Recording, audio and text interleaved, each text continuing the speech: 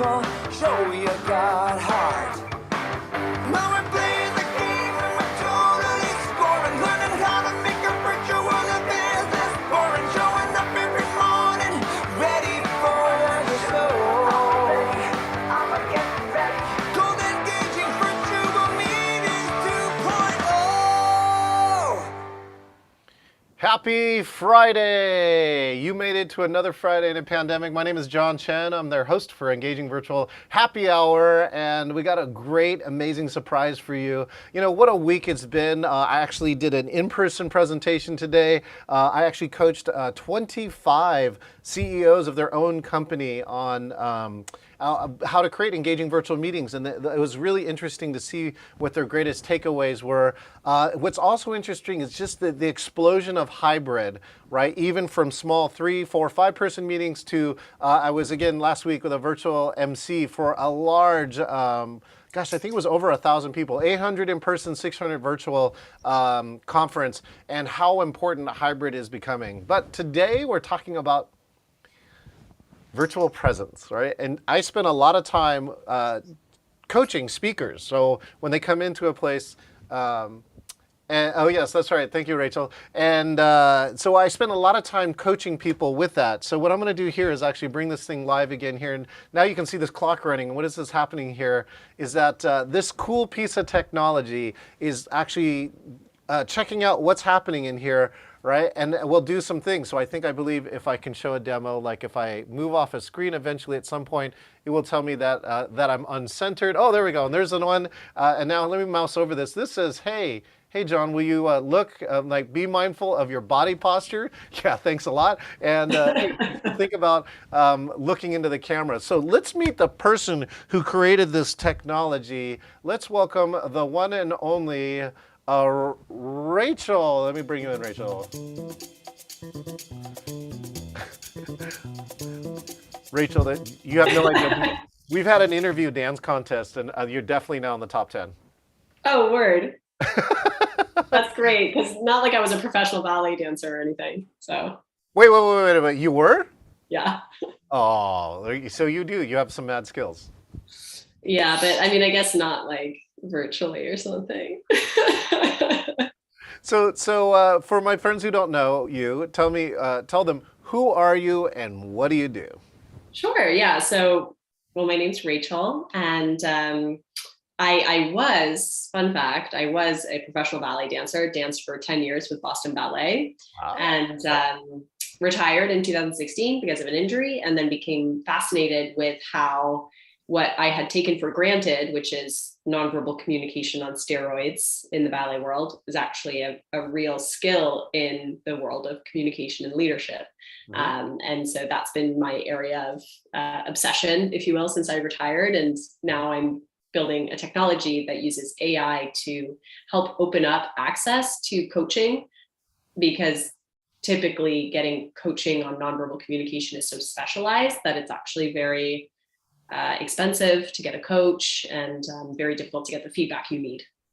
Speaking about the feedback you need, right? So this is your invention, this thing called Sidekick, right? For people who don't understand what's happening, why don't you tell what is it doing and what do some of these things above my head mean? Sure. So the little gadget that you see in John's screen, which by the way, he's blown up, so it really is supposed to be actually quite small, sits on top of your Zoom, right? So I'm running now mine, and it gives you these little nudges, right? So for example, if I'm talking and I'm getting very animated and I'm not looking into the lens, this isn't the most engaging experience for my audience. So I'll get the nudge to look back into the lens when I'm talking, and it's just a helpful reminder for something that feels very unnatural. Now, wait a minute, like if I can nod off here, but if I start talking and nod off, you're saying you actually have to get both of them at the same time, is that right?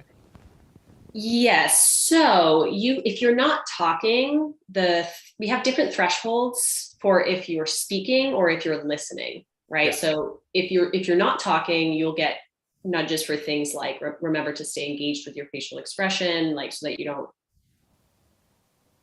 become like this, right? Or to nod your head, or to show people that you're still alive. Yeah. And then if you're talking, it's like the thresholds are just a lot more rigorous for certain cues. Got it.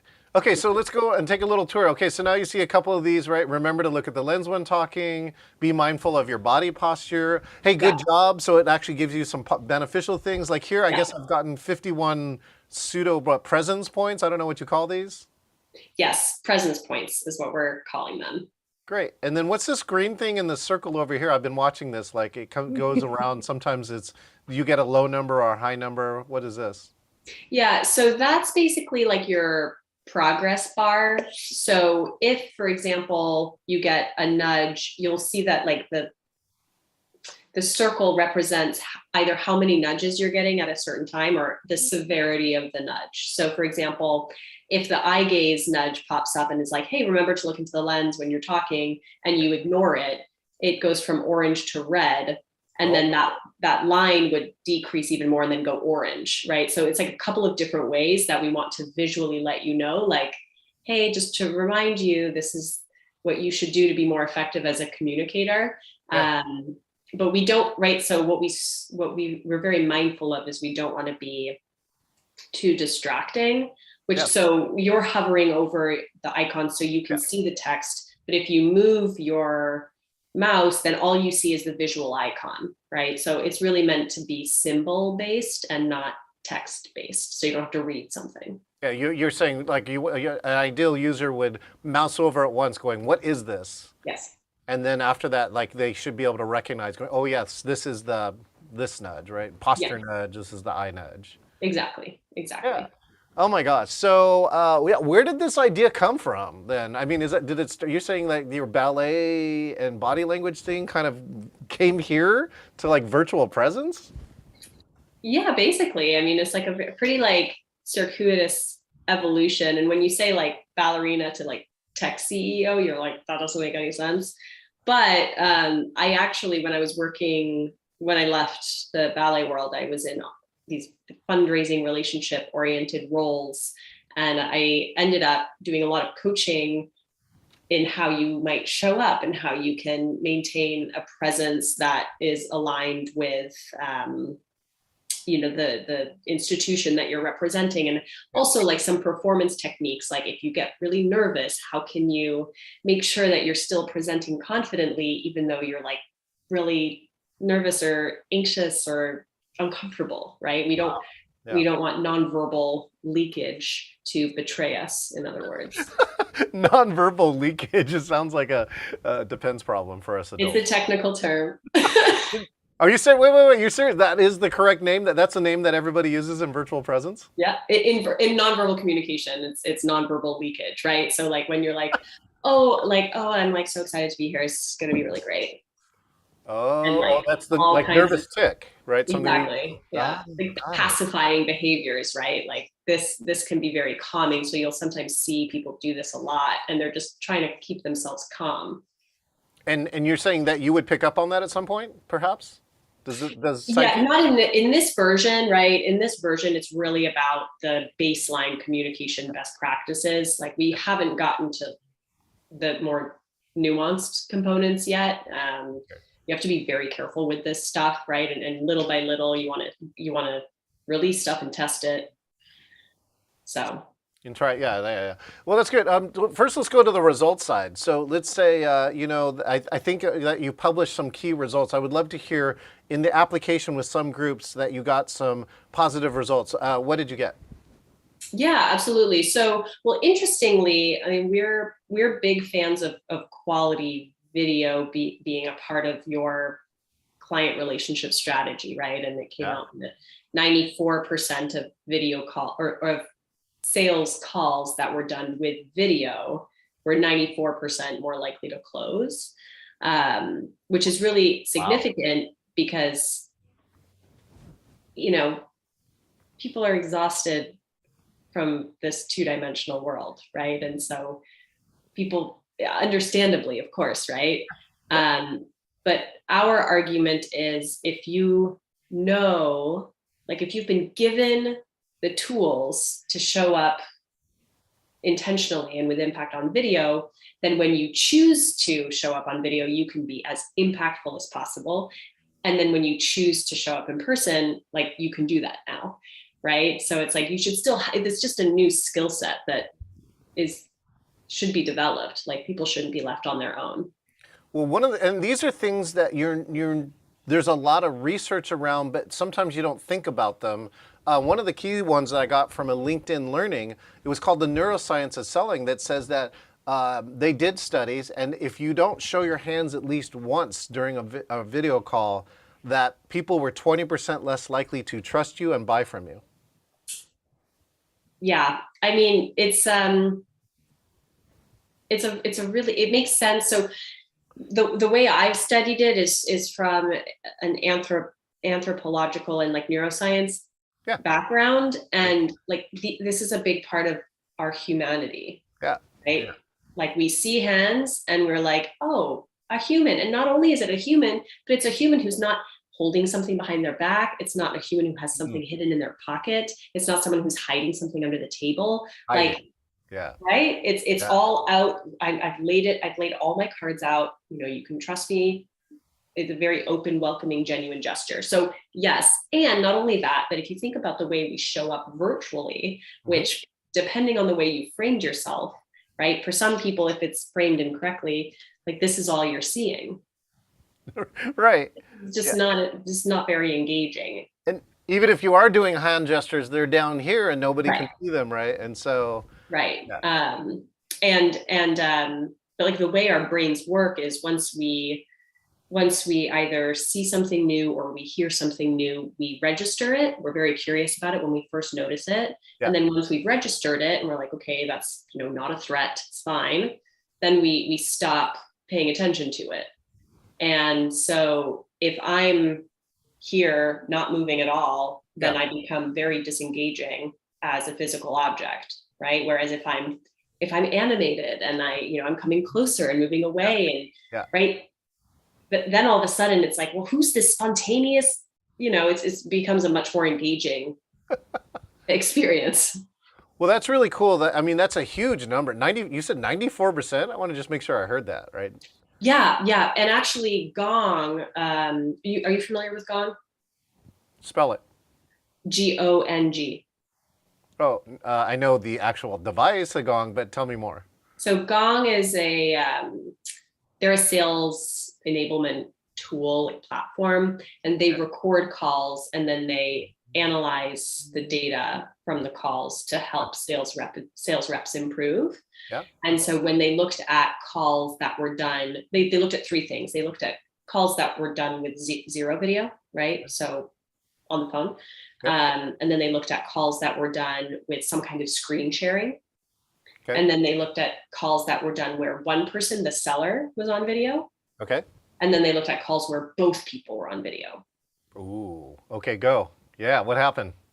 So the calls where video in some way, whether it's just screen sharing or there was a human there, where video was present at all in some form at some point, so maybe not even for the whole call, but at some point video was used, it's 147% more likely to close. 147%. Yeah. Oh, Sandy Masters just gave me the mind blown. Yeah. What I'm doing is I'm trying to get my points, right? So I'm adjusting my camera. I installed the virtual split screen. Oh, you did? So, oh my God. You're so fast. I'm trying to adjust and I'm getting points. I'm up to 8 points. I'm so excited. Oh my God, that's amazing. Sandy, do you have any questions while you're up here? Do you have No, I'm just still, the problem I have, I need to totally rearrange my whole setup based on everything that I'm learning about camera at eye level, using probably a standing desk. See, I have a laptop and then I have a 24-inch monitor. Mm-hmm. And with the Zoom galleries, I want to look at you. I want to, so I have to make sure that the camera and you are right there. Yeah. And it's very difficult because my primary screen blocks my background screen. Yep. I've got to just figure that out. I need help. Oh, Sandy, we should show up on a show and we'll do an extreme Zoom makeover with you. Rachel, you have something for her? Well, I was curious.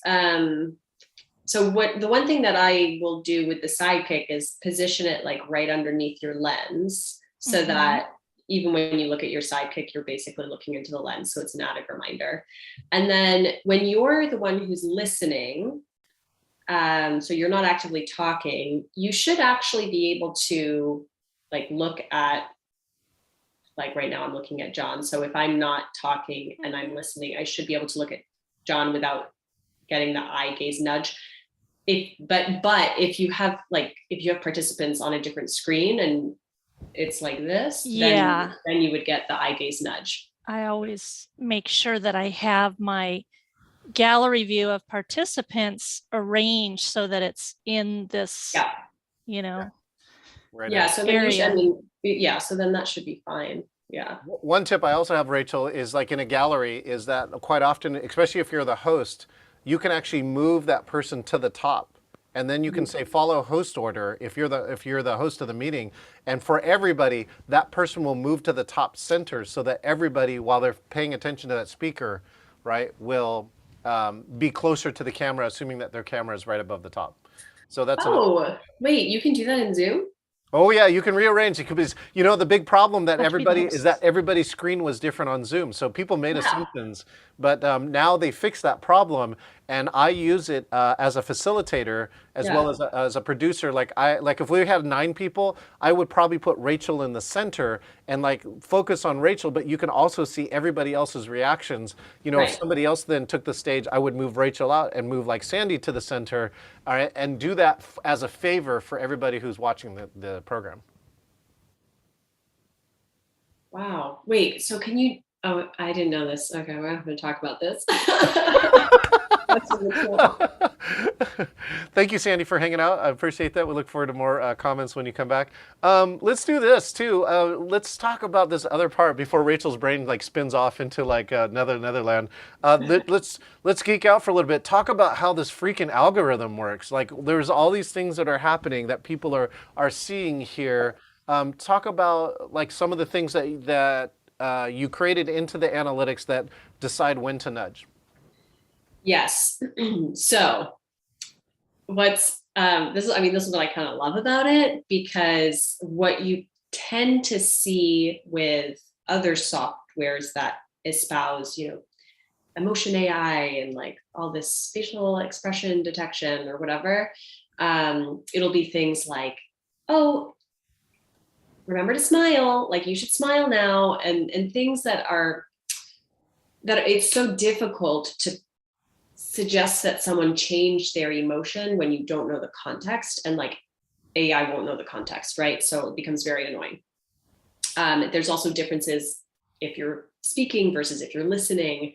And so what we've done is we've created thresholds that account for some of those, again, like baseline communication best practices. So if you are the active speaker, the threshold that we have for looking into the lens is a lot more restricted than if you're actively listening. If you're actively speaking and you're not using your hand gestures for a certain amount of time, then we'll remind you, like, remember to use your hand gestures. So it's not like every time you open your mouth, we expect you to use your hands, right? So we have to be both accurate and lenient enough, knowing that we want people to move around in there, right? So for example, when John earlier was like, well, if I go over here, it'll pop up, like you would have to be kind of here for like, right. I think it's 7 consecutive seconds for it to pop up, because like moving around in the lens is fine, right? Yeah. But we don't want you to be here for too long, and right. So there's a timing element that we consider. There's the if you're speaking, if you're not speaking. There's the specific cue. Wow. Yeah. The cool part, of course, is computers are really good at that. So you can keep multiple lines of stuff, right? Like you can run multiple timers of things that are happening now, and then over some threshold, that's kind of, you must have done a lot of tinkering in that algorithm. Oh yes. I mean, we still are though, like it's, we're going to be tinkering perpetually, right? Because it's what we have now is relatively accurate. Actually, it's working pretty well, and I think it can be better. And Of course. once we achieve like what is universally great for this initial batch of thresholds, then we'll add thresholds for different types of meetings, right? Or like different contexts.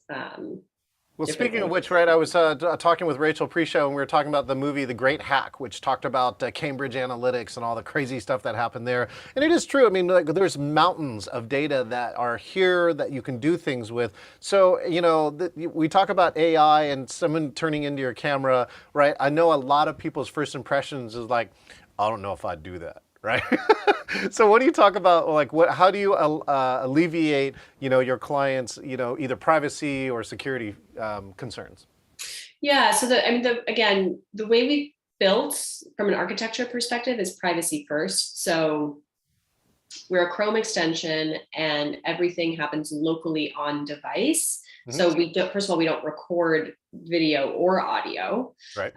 So nothing that you are doing on video or sharing, whether it's content or information, ever leaves your device and goes to our servers. We don't do that. That's Cool.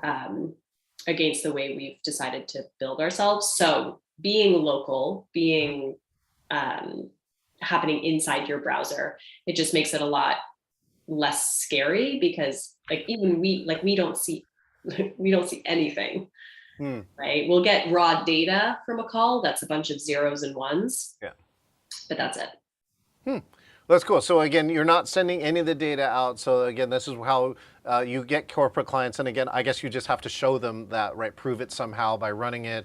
And again, you can have their IT people monitor what's going on there. And so again, you're just gathering all the data and then giving prompts here around that. Speaking of which, you wrote an ebook about virtual presence, right? So Yes. talk to me about what are some of the key points that you made in virtual presence, and I hear you're updating the book, right? Yes. So I actually think it's cheeky, because the ebook was initially, I wrote it in like very early on in the pandemic, like basically like April 2020, I started writing it. And then I published it in July. And it was called, or it is called, When You Can't Meet in Person, because no one could meet in person. So it's like, well, when you can't meet in person, here are the things you can do to make your video meetings feel more human. Mm-hmm. And so the ebook is in 4 parts. It focuses on presence, like what does it mean and how is it different virtually?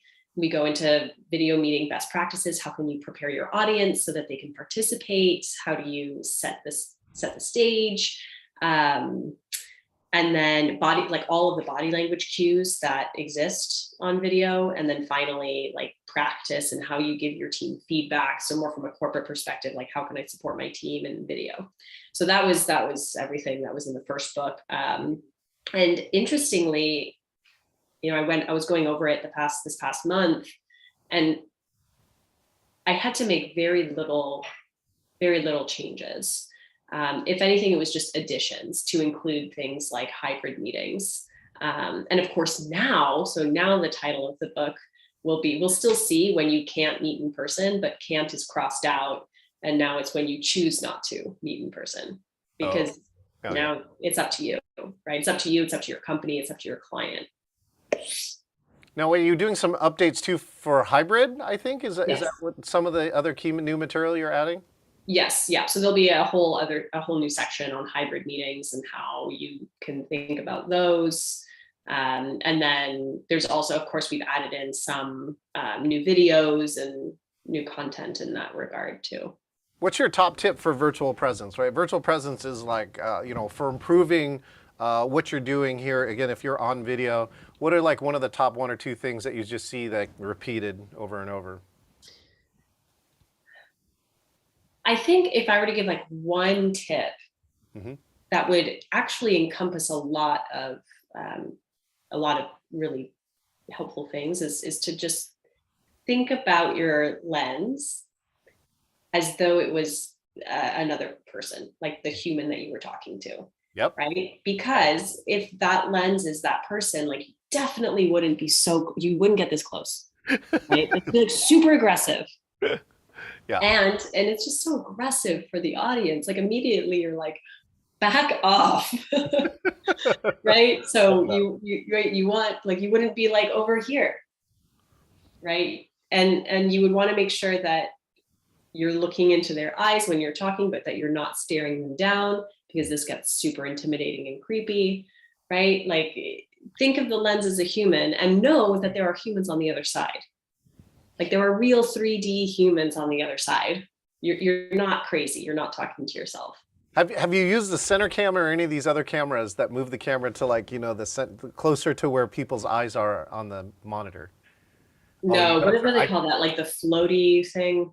There's a couple different versions of that. I really think you should try the center cam, especially with your software, because like right now I could spotlight you here. Wait, here, watch me change the view for a second.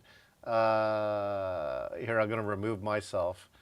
Okay, there you go. So now if we did this, right, your eyes right now are in the center, and I literally can move the camera to where your eyes are, Rachel. Yeah. And that, I bet, I wonder if that would actually improve the analytics for that, because it's more natural. It's like, while I'm looking into your eyes, right, I'm looking into the camera. For sure. So it would, right? Because the Sidekick is picking up on the video stream. So so long as you've connected that same camera, yeah, then you would get like a perfect eye contact score, which you should, because you're looking right into the lens. Jan, actually, he uses one of the teleprompter things. Yes. And so he got like a perfect eye gaze score very naturally. Yeah, because he's basically over his camera. He's got this computer that runs the words, and so if he's going to say something, he can actually address the crowd. Some people have put the gallery over that too, like using the teleprompter, but they project the Zoom gallery. Right. So that's another crafty trick to do that if you're talking to the gallery all the time. Now wait a second. Personal plug. I heard you're updating the resources at the end of your ebook. Yes, and of course I'm including you. I haven't, there aren't that many people that I'm including. You know, there aren't so many people who I've seen do interesting things, but you're on there. Okay, and wait, totally offbeat question, right? I know we talked about it earlier. It's happy hour. What are some of your favorite drinks? I'll share mine. Yes, so a dry bubbly, like a dry sparkling wine. Yes. Preference for cava or prosecco, actually, because champagne can get a little rich. Yeah. And then a mezcal margarita. Beautiful. We were just saying we're making Manhattans and Sazeracs here in the house over the pandemic. Love it. Okay, let's go on to the last question here too. If anybody has a question too, just let me know. We got a few people in the audience, because this stuff is fascinating too. What do you think the future of virtual meetings is? You know, with a tool like this. And again, I've been trying to experiment with this. As you can see too, I got a pretty decent score going on. I got a lot of green going on. I do like the aspect. I mean, Rachel, I think now this is the first time I've really thought about it, because last year my results for my personal company were really good. Right, and I come to this conclusion, like especially in the meeting planning field, I'm an okay meeting planner, but there are definitely people who have 30, 40 years of experience beyond me. But on virtual, I'm like one of the top. All right, and I have to sell. I'm a small business. I have to sell on virtual, and I have a pretty decent close rate on virtual. And I wonder if like all the stuff that I have done here has actually gone into this. Like one is just these basic techniques, and of course you've seen some of the crazy stuff that I've done here is benefiting me. Where like for me, I feel like I'm way better in the virtual world than I'm in the real world.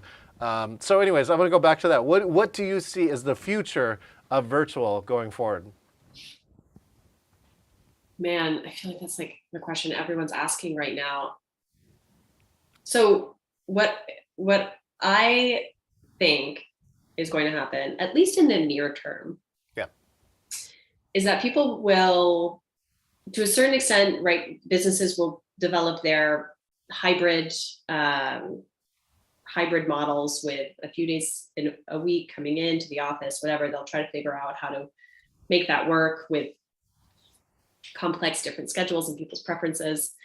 And whoever goes into the office will spend a lot of time on video anyways. I think people are bundling is it going to be in person or remote? Will there be video calls still? And whether people are in person at the office or working remotely from their home, like everyone's still going to be connecting over video because there's such a mismatch of preferences. And a lot of people really like the conveniences and the flexibility of remote. We were doing it 5 years ago just to avoid traffic here in Seattle. It's not a new thing. It is not a new thing. The trends were accelerating before the pandemic. Now we've all just been forced into it and have adapted. Again, like it's not going to be remote only forever, but especially like the use of video, and as technology improves, like it's going to, video's for sure going to be a core component of a communication strategy. Yeah, it's excellent too. And we've got a few people with us here. Anybody here got a question? All right, we've got a few people hanging around in our audience. If you do, just feel free to unmute. John, I just have to say, did you see that you got 4 presence points? That was a streak. That was called a streak. Oh, because I've been watching. I've been getting 1s and 2s. I've never seen a 4, right? That means you were like really doing well. Sorry, I just had to call it out because I was kind of watching for it. I was like, I hope he gets like a strong streak. Thank you for that. I don't know why I missed it. I missed it because I was looking at my audience. That's the good part. Anyone have a question? Feel free to unmute. We've got some other people who are designing cool new virtual spaces. I'm just kind of curious. So what if a corporation wants to use it to encourage employees to be present on camera more, and they want the analytics engine to see how their people are scoring, and how does that, is there an administrative panel for that, or? Ooh. So right now, I know. No, totally right now. So we went to market with just the like personal communication coach. So like anyone now can go to the website, install a trial, try it out for free. If they like it, find value, they can use it. They don't need anyone's permission. It's fine. And like if the user wants the coaching, then they of course we have their consent to give them coaching. Yeah. The next piece that we're building on is progress tracking over time. So right now you get a post-call summary after every call, but the next piece would be you get to go to a dashboard and you see how you've been doing over the week, over the month, in specific calls. The next piece on top of that, if people want it and people are comfortable with it, would be a team dashboard where everyone can see how everyone's doing.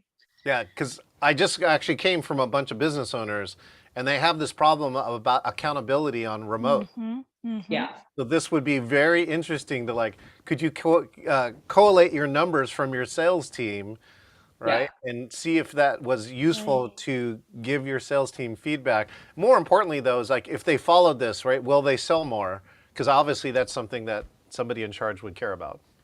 Right, yeah. And those are all things that we're actively looking at now. Right. Because there isn't this is pretty much the only tool that's really doing this right now. So we don't know. I mean, it's really interesting because you're talking about sales and improving people's virtual presence for sales and closing sales and developing relationships and all of that. I come from the training background. So I'm thinking as an educator, teaching learners about being focused and connected and engaged.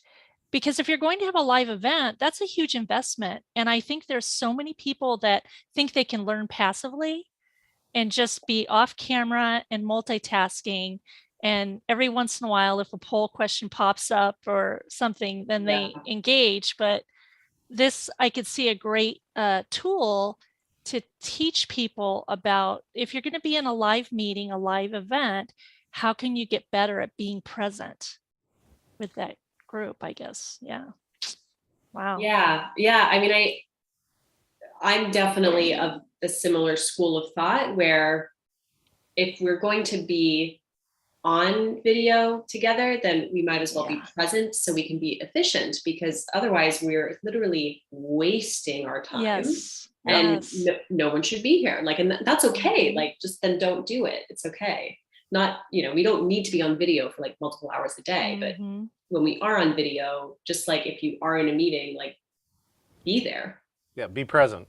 Right. Yeah. Interesting. Thank you, Sandy. Wow. Anybody else? Thanks, Sandy. Yeah, I have a question. Is that Rocco? It is. Hello, John. Rocco, what's going on? Hello. Sorry, I'm not. We just got back from the beach. The little mental health break. Well, you but yeah. know what we say about sorry here, Rocco. Oh yeah, I got your. I have your sign. I have your sign at my office. Okay, I take it back. Rachel, Okay. I love what you're building. I think it's really interesting. I also kind of work in the whole meeting space, video conferencing space. I'm curious as to how many different. This is more technical side question. Yeah. It's like how many different types of models are you using to like perform all of these types of analytics? Is it do you see it as becoming like a bottleneck eventually?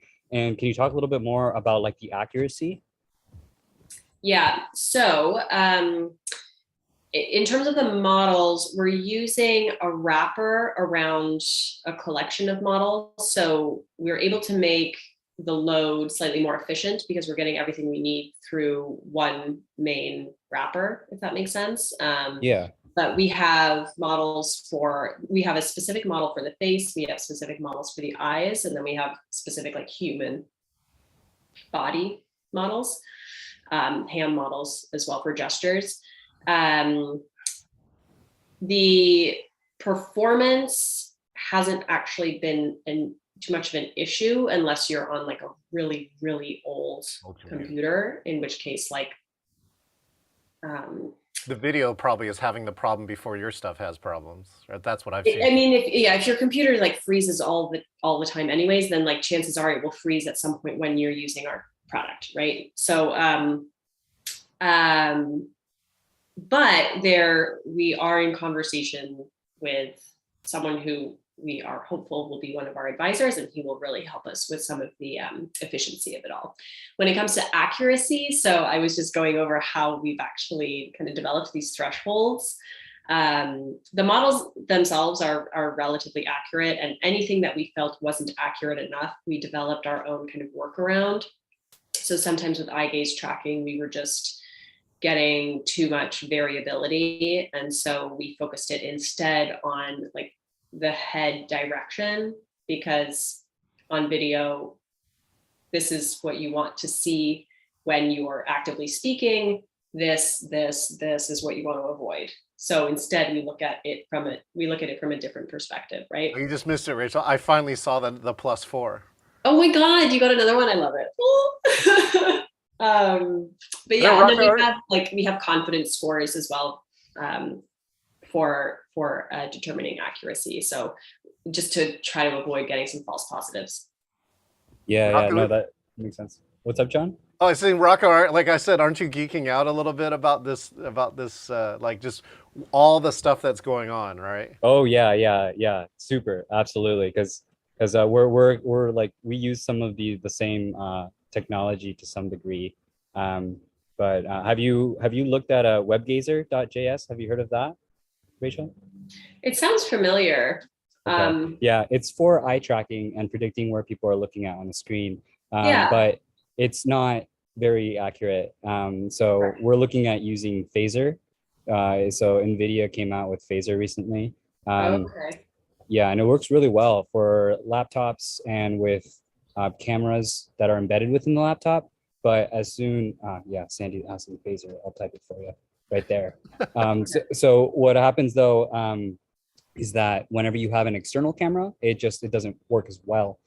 So we're working on right now we're actually almost done with, we're improving the user experience actually, where you had to use like print out a piece of paper, have this checkerboard, and then use a mirror in order to perform like camera and monitor calibration before you could even do the calibration of the eyes and your screen where you're looking at. So yeah, really cool stuff in that space. Yeah. I mean, one of the things we're considering now, just to try to make it even more efficient, is like right now you go through a small onboarding to connect your accounts when you install it, and like maybe there's a little self-training moment there just to really make it more individualized. we may end up doing that if we need to. Yeah, yeah, absolutely. Especially if that means being more accurate, right? Because Oh we're yeah, totally. yeah, yeah, we're probably also going to have end up having like some type of initialization phase. Although we're not performing analytics like you are, so don't worry, we're not a direct competitor. Oh yeah, but no, I was gonna say, we're- like, what's the company? Yeah, so it's called Kickback Space. Still early stage. Yeah. Just did a few pre-sales. John was very Nice. supportive and participated. Thank you, John. But essentially, what we focus more on is enabling nonverbal communication, right? So one of the things that I recognize that is that everyone asks you to look at the camera when you talk, right? Well, then if everyone's looking at the camera, why are we even video conferencing, right? So like I get it for like a one-to-many type of style. Mhm. Totally, it's like, it's I get that, but when it Yeah. comes to like many to many people, it's like a lot of like those social cues that we used to have, like that we have in person, are just Mhm. completely gone. So we're enabling those by using machine learning, by doing all this tracking, right? So we predict where you're looking at on the screen, and then we change your eyes in real time to do that. Totally. Yeah. So that's like very simple. So like NVIDIA has that with like, was it Maxime or Maxine? Yeah, so with the Maxine SDK does a lot of like upsampling of the media for like upscaling video quality and Mhm. audio quality. It also does background noise removal. They also have an AR piece, but they don't have the eye gaze adjustment. So Yeah. even Apple has their own version, and there's a lot of open source code that you can find that's called frontalization, and it's Yeah. basically just making your face go front and to the camera. But Yeah. what happens is that right now we're in this 2D context, right? Well, in Yeah. our platform, we're in a 3D context. So you can actually move around the space. And when you move into that space, now that you have that additional spatial component, right? Yeah. You know that frontalization doesn't make any more sense now. Now what you need to do is actually change the gaze depending on where they're looking at on the screen. Mhm. And it just brings back more of like that real life type of experience. Right. Cool. Perfect. Awesome. I'll have to check it out. Thank you, Rocco. Good to see you. Yeah. Hang out for a little bit. We're gonna have some other chat right after. Of course. So cool, Rachel. If people want to find you or want to install Sidekick, where do they go? Virtualsapiens.co. So not .com, .co. That's the easiest way to get in touch with me, to check out the Sidekick for yourself. We're on LinkedIn as well, just Virtual Sapiens. Yeah. Perfect. Thank you so much for taking some time out. Hang out for a little bit if you have a little time. We'll answer a few more questions from our guests. Thank you again, Rachel. Super cool technology. I got 2+4s, right? I'm on the streak. I'm getting this thing. And I think it's really fascinating to think about what can we do, what technologies are going to develop, right? The more that we're online, the more opportunities there are for new things. And it's always curious to see which ones we're going to take, which ones are really going to make a difference in our lives. Thanks again, Rachel, for that. Again, virtualsapiens.co, and then look for Sidekick.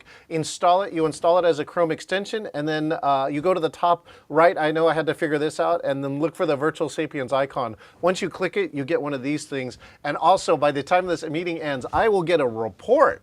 You get a little summary, and so if you're an assessment geek or if you're just a numbers person, right, it'll really, really help you. I've been running this now for about a week or two, and hopefully in another week or two I'll come back and give you some results. So again, hey, I'm John Chen, author of Engaging Virtual Meetings. You got a chance to meet Rachel from Virtual Sapiens, and this is Sidekick. Have a great weekend. We'll see you next time. Always start people and keep old people. Show you got heart.